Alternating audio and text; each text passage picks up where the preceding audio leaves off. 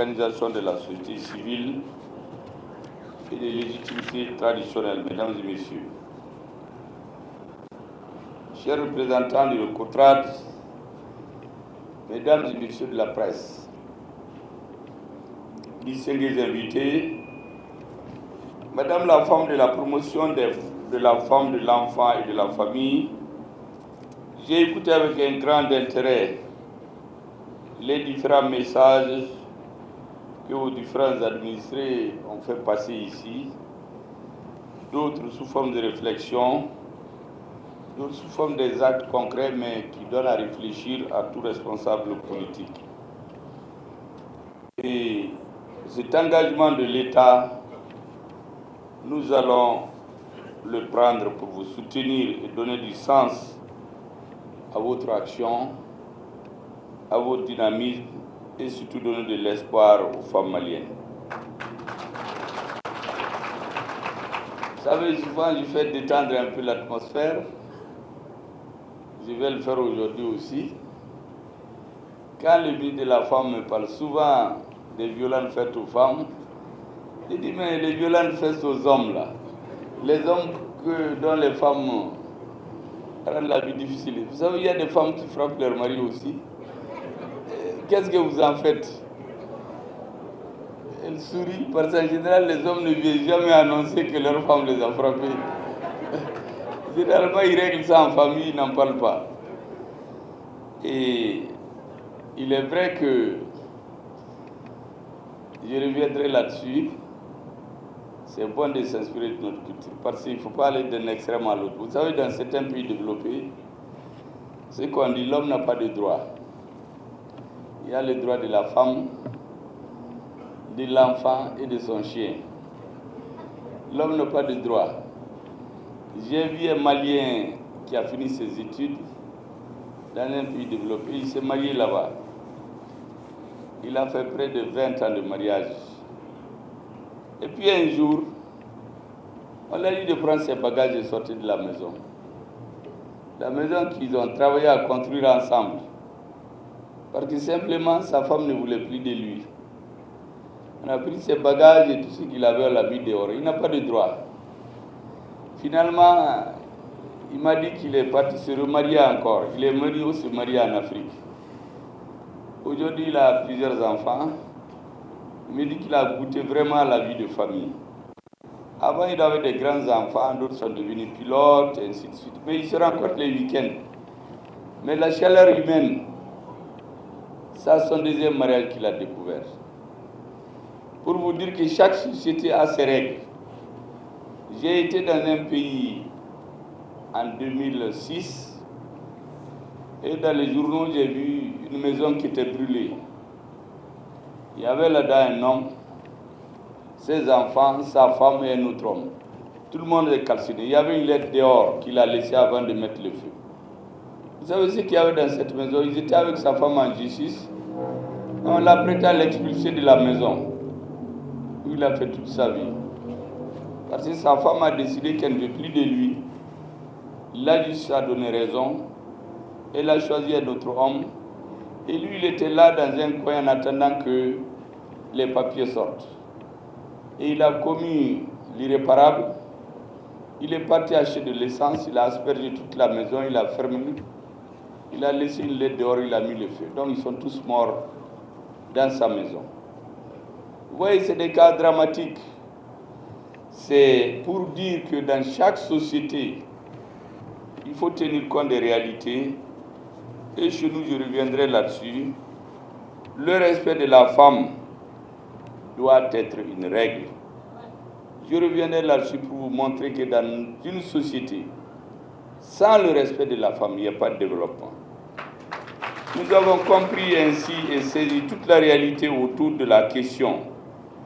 Les chiffres annoncés nous interpellent. Les images que nous avons vues tout de suite nous donnent particulièrement à réfléchir. Les cas d'assassinat des couples enregistrés ces dernières années, les viols sur les petites filles retiennent particulièrement notre attention, sans minimiser bien sûr les autres types de violences. Les conséquences individuelles et collectives, mesdames et messieurs, la mobilisation, l'action des autorités de tous doivent être de rigueur. Je me fais le devoir de saluer toutes celles et tous ceux qui se sont battus depuis plusieurs années. Aussi longtemps que moi je me rappelle de l'existence des organisations de femmes, depuis l'indépendance. Vous allez voir que parmi les points inscrits comme mission de cette organisation de femmes, de la Première République, de la Deuxième République, de la Troisième et actuellement de la Quatrième, c'est toujours la protection des femmes contre les violences. Ça veut dire que c'est un phénomène endémique dans notre société. Parce que tout au long de l'histoire, les organisations liées au pouvoir public en ont parlé, en ont fait une de leurs missions. C'est pourquoi les conséquences dans notre société, je disais, je me fais le devoir de saluer tous ceux qui se mettent au service de cette cause. Mesdames et messieurs, je voudrais saluer ici l'engagement du gouvernement à travers le ministère de la promotion de la femme et de l'enfant et de tous ses partenaires pour les efforts consentis en vue d'éradiquer ce phénomène. J'ai suivi avec beaucoup d'intérêt et d'attention et d'émotion l'exposé du Dr Keita. J'ai dit à la ministre que je vais personnellement la recevoir une fois que la malade serait sortie de l'hôpital. Je la recevrai accompagnée de cette dame à laquelle j'accorderai une audience particulière et discuter avec elle ce que l'État malien peut faire pour elle. L'État malien. C'est vrai, c'est le Premier ministre qui parle, mais c'est l'État qui va faire ce qu'il faut. Peut-être même que notre Premier ministre va finaliser ce travail, on ne sait jamais. Mais c'est un engagement fort que je vais prendre devant le peuple malien au nom de l'État. Et pour symboliser cela, je les recevrai avec le ministre au nom du président de la transition et du gouvernement. Mesdames et messieurs, nous savons que les personnes qui commettent ces violences sont souvent dans l'entourage des victimes. On vient de le savoir, c'est les maris, les frères. Ce sont des pères, des maris, des frères, des collègues, des compagnons, des parents. Nous savons aussi que ce sont des citoyens qui ont foulé aux pieds les fondements même de notre belle société, émaillée de tolérance et de respect de la dignité humaine. Ce sont des personnes qui n'obéissent à aucune norme sociétale et humaine, à aucune règle de droit, à aucun principe humanitaire. Mesdames et messieurs, vous savez que dans notre société, la femme, c'est comme l'or. L'or ne se déteint jamais. Tous les autres métaux peuvent être usés. Mais l'or ne s'use jamais. La femme, c'est notre fille. C'est notre femme. C'est notre mère. C'est notre grand-mère qui nous apprend tout dans la vie au début. Donc tout au long de notre vie, c'est la femme. Généralement, lorsqu'on ne sert plus à grand-chose, c'est encore la femme. Vous savez, j'ai parlé avec beaucoup d'amis. Dans notre société, il y a une tradition où on dit qu'on souhaite avoir des garçons. Mais vous savez, à l'âge avancé, je discute souvent avec mes promotionnaires. Beaucoup regrettent pourquoi ils n'ont pas beaucoup de filles. Parce qu'ils disent que la femme, Mousso Behine, à l'âge avancé, les filles prennent plus soin de leur père, de leur mère. Les garçons que nous sommes, en général, quand le père, la mère téléphone, le téléphone est souvent sur répondeur. Mais quand la fiancée téléphone, on prend même avant le premier appel. Vous voyez? Et beaucoup de gens qui ont pris un certain âge, c'est leurs filles qui sont à côté. Les garçons, souvent, quand ils se marient, ce n'est pas toujours le cas, ils oublient d'ailleurs. Il s'en va. J'ai donné le cas d'un ami qui vit en Europe. Il s'est marié. Et l'un de ses meilleurs amis, c'était un Malien. Celui-là, tous les dimanches, il va saluer ce qu'on appelle chez nous le vieux. Vous savez, chez nous, quand vous voulez respecter quelqu'un, vous dites grand frère ou vieux. Et là-bas, il ne faut pas vous hasarder parce qu'il a commis l'erreur d'appeler quelqu'un vieux et il a eu des problèmes. Parce qu'il dit qu'il ne faut pas l'appeler vieux. Lui, il n'est pas vieux. Donc, tous les week-ends, il va chez son ami. Et il prend beaucoup de temps pour causer avec son vieux père.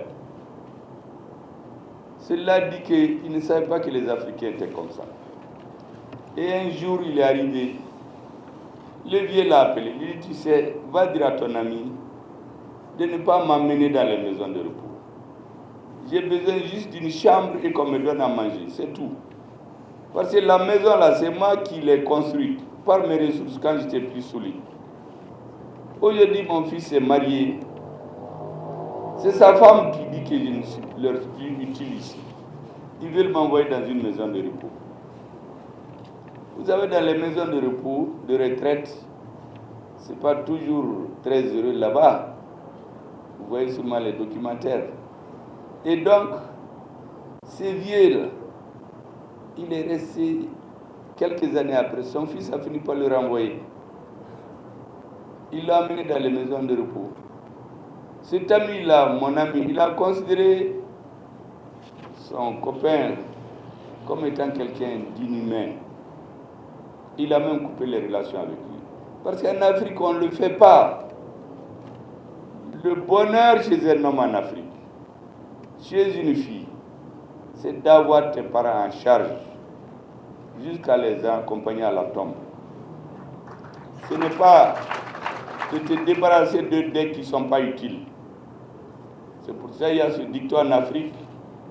On dit que pendant que ton enfant n'a pas de dents, vous le nourrissez pour qu'il ait des dents. Pour que le jour où vos dents tombent, c'est lui qui vous nourrit.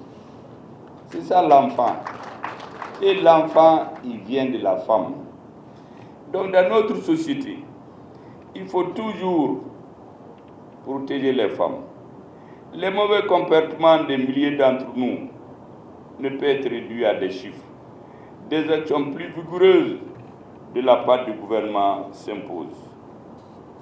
Je vous fais encore une anecdote des Maliens. C'est chez nous, en tout cas au nord du Mali. On dit qu'on appelle un groupe d'hommes. On veut choisir certains pour aller à la guerre, pour défendre la patrie. Et on pose la question, mais qui ont peur de leurs femmes?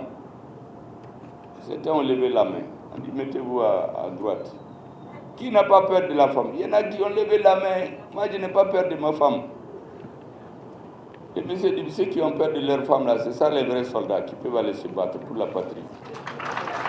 Et les autres qui n'ont pas peur de leur femme, c'est des vauriens. Parce que ceux qui ont peur de leur femme, ils préfèrent mourir au front que de revenir que leur femme leur dise, mais vous n'avez pas honte? C'est pourquoi ils ont peur de leur femme. Un vrai homme, un homme digne, il doit avoir peur, pas dans le sens négatif, il doit respecter la femme. C'est sa grand-mère qui lui a tout appris. C'est sa mère qui l'a mis au monde. C'est sa fille qui l'aime bien quand il est vieux. C'est sa femme qui l'aime et qui reste avec lui quand il n'y a plus rien.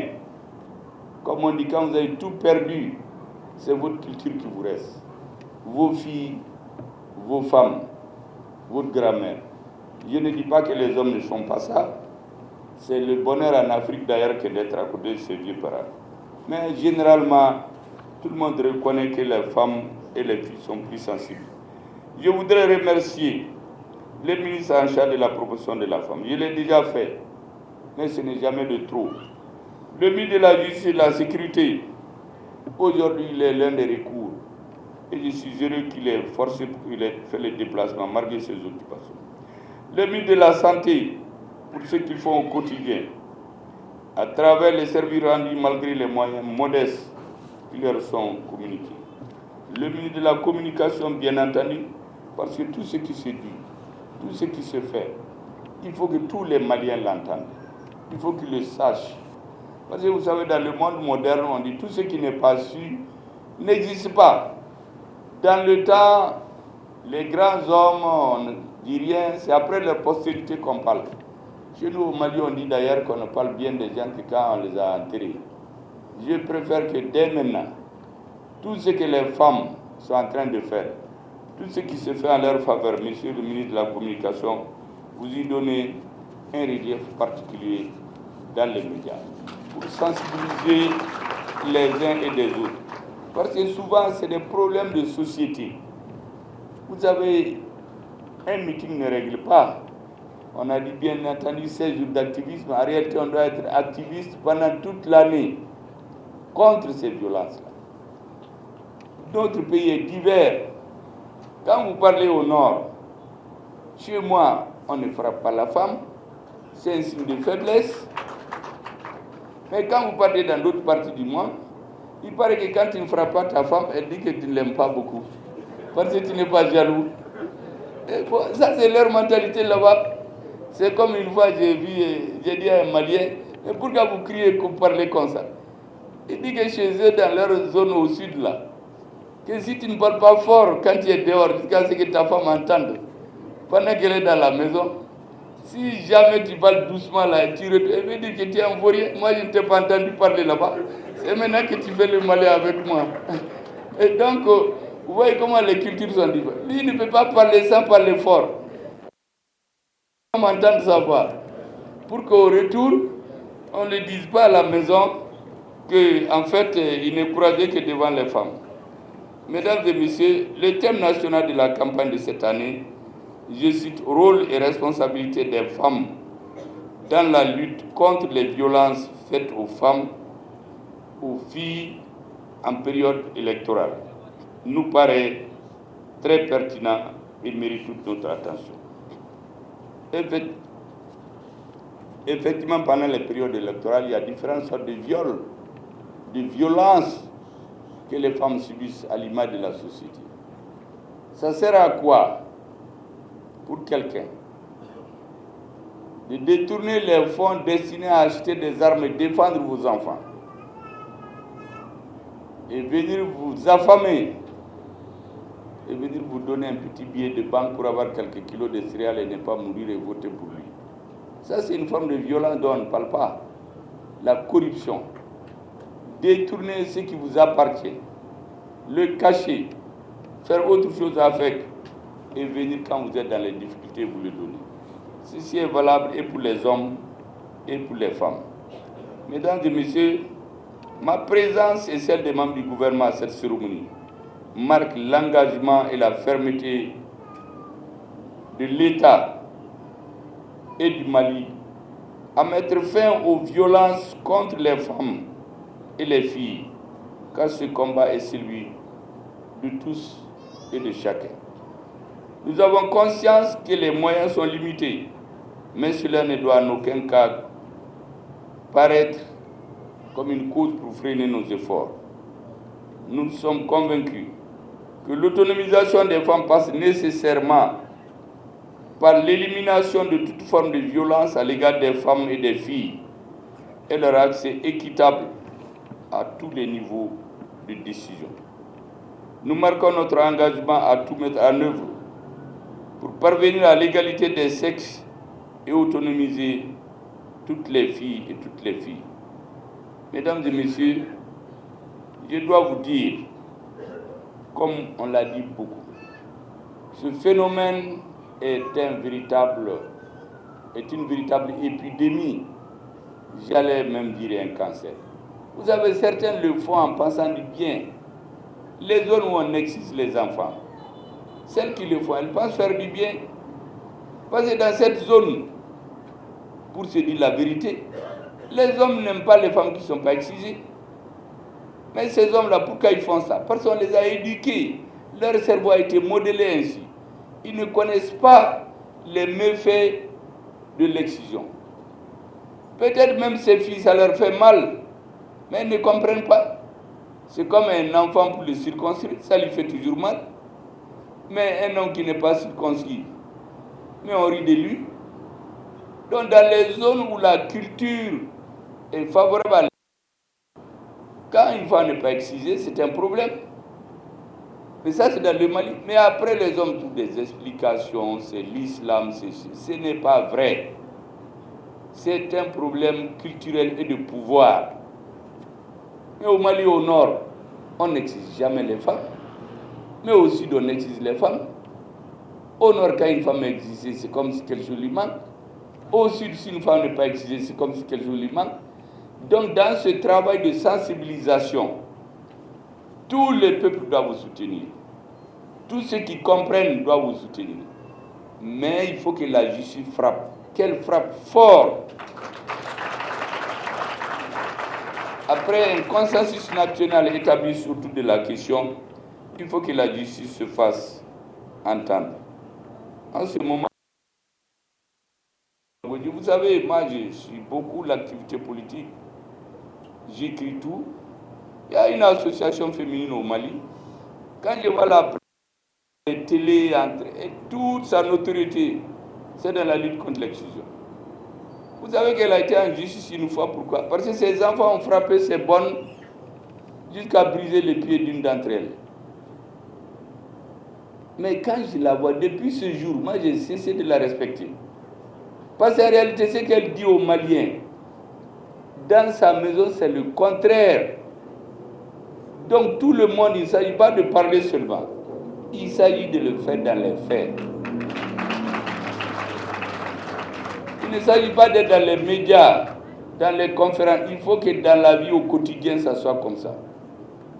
Moi, en 1996, il y a des neveux que j'ai chassés de chez moi. Là même, je lui ai dit de faire sa valise et sortir de chez moi. Je suis venu d'un voyage, j'ai trouvé une bonne en train de pleurer. Et c'est lui qui l'a frappé. Mais je lui ai dit, mais de quel droit? C'est l'enfant d'autrui. Elle travaille, vous le payez. Si vous ne vous entendez pas, vous la laissez partir. Mais de quel droit tu le frappes? Il faut prendre tes bagages et quitter chez moi. Personne ne va dire dans les journaux que c'est dans ma famille que mes neveux frappent les bonnes.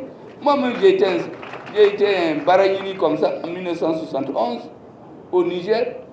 Je l'ai dit d'ailleurs au premier ministre du Niger l'autre jour, au président, il a souri.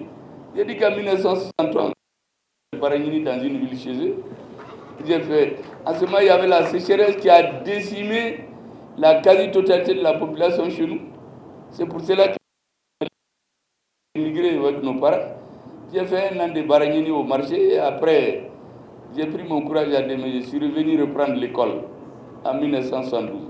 Ça, c'est le destin. Si ce n'est pas le destin, est-ce que je devais revenir? C'est pour cela que j'ai dit à beaucoup de gens, personne ne peut changer votre destin.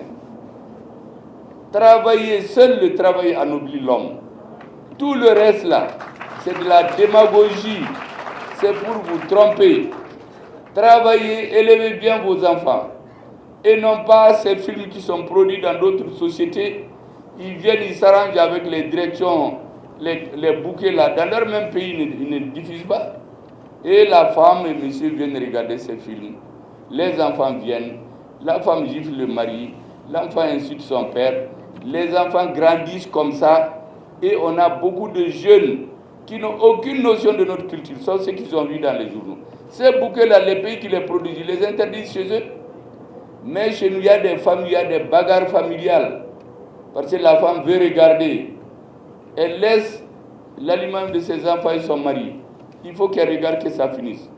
Le mari aussi vient, les enfants viennent, il y a des bagarres dans les familles. Les enfants regardent ces films. La prochaine fois, dès que son père lui parle, il dit que, ben, écoutez, moi je suis indépendant. Hein.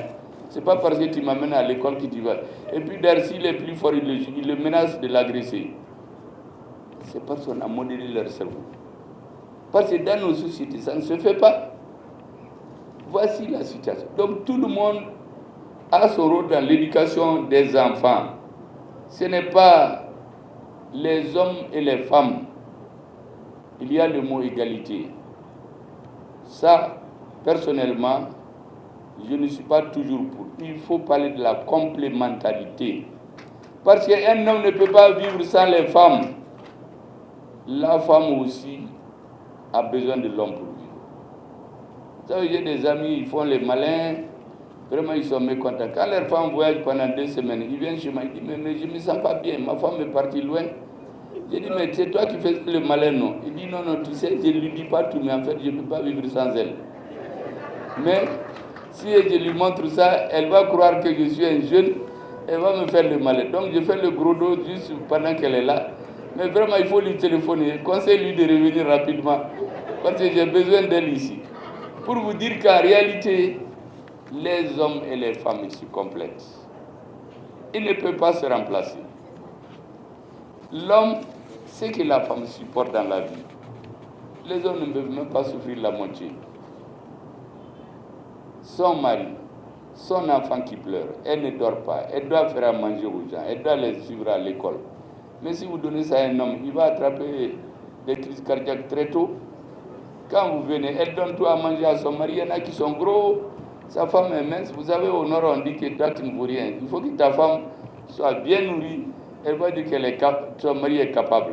Mais si toi, tu es gros, ta femme est mince là, mais on va dire que tu ne vaux rien, ça veut dire que c'est toi qui manges tout et ne donne rien à la femme et à ses enfants.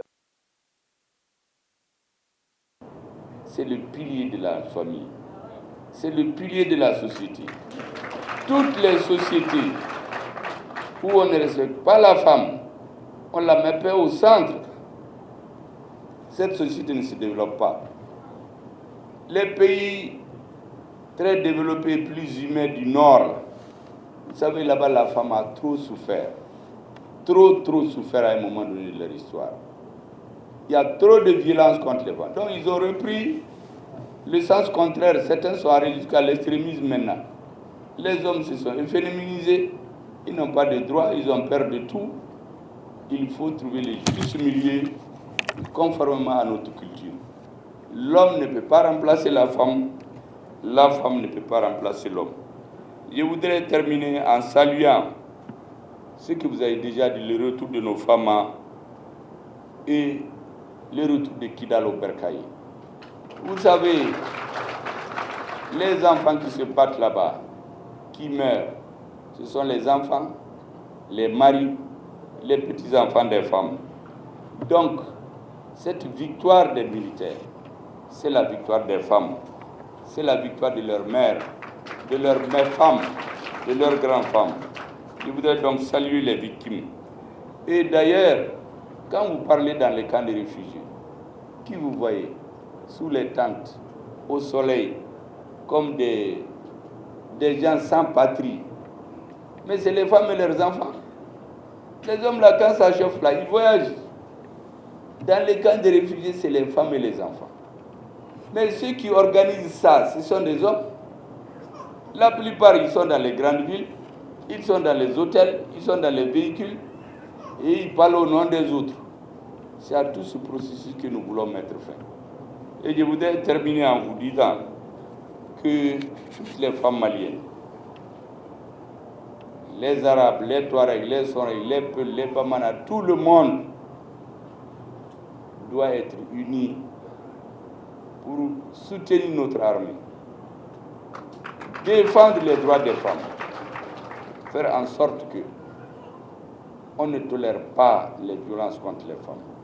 Parce qu'il y va de l'intérêt de notre pays, il y va du développement. Tout ce que nous allons faire, si parallèlement nous n'éliminons pas les violences faites aux femmes, en tout cas en ce qui nous concerne, je m'engage et je souhaite porter les changements en mettant les ressources nécessaires et en améliorant les dispositifs législatifs et réglementaires pour lutter contre les violences faites aux femmes. Mesdames et messieurs, beaucoup sont accompagnés par leurs maris, donc je ne dirais pas seulement mesdames, leurs amis et des ministres. En souhaitant plein succès aux activités, je déclare lancer l'édition 2023 de la campagne 16 jours d'activisme contre les violences faites aux femmes. Cet activisme, comme je l'ai dit, mon souhait, c'est qu'il soit toute l'année, pas seulement pendant 16 jours. Je vous remercie de votre aimable attention.